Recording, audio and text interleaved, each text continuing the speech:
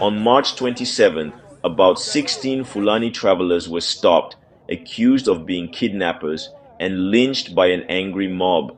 This horrific act has sparked outrage, leading to protests and even forcing the governor to personally visit the community. Jungle justice is still a brutal reality in Nigeria, but what really happened is a Dangote truck traveling from Edo State to Kano was stopped by vigilantes in Uromi. As usual, they decided to inspect what was inside.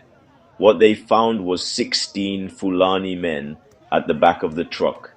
These men were reportedly on their way home to celebrate the end of Ramadan, a common practice among travelers from the north. It's no secret that many Fulani people travel on trucks moving between southern and northern states. However, things took a dark turn when the vigilantes found firearms hidden inside a jerry can.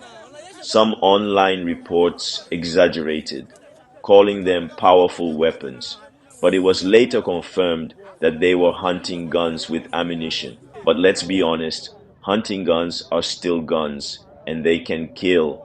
The same weapons these Fulani men claim are for hunting are the same ones used to kill innocent people on their own farms.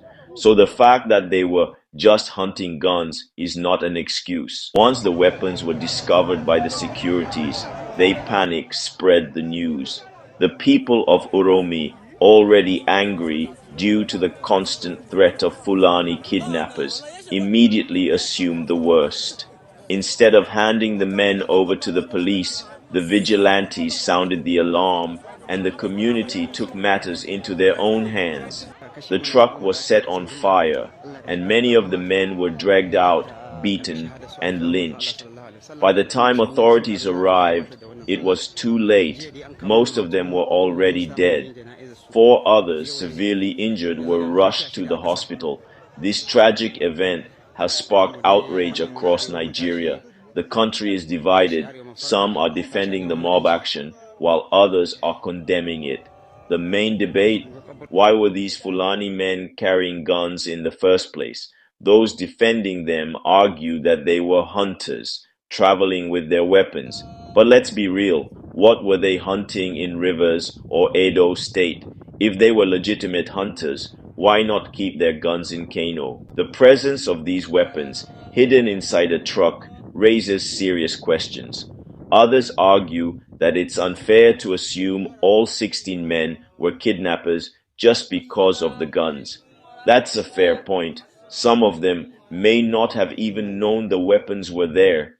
But at the same time, nobody can deny the terror that Fulani kidnappers have unleashed across the country. Every day, people are abducted, ransomed, or killed.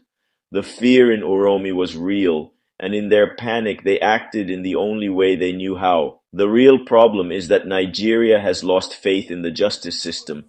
If the vigilantes had handed the suspects over to the police, would there have been a proper investigation, or would they have been quietly released the next day? People are tired of waiting for justice that never comes, and unfortunately, that frustration led to 16 men being brutally killed, whether guilty or not. The Edo State government has now ordered an investigation, and 5 people have been arrested for the lynching.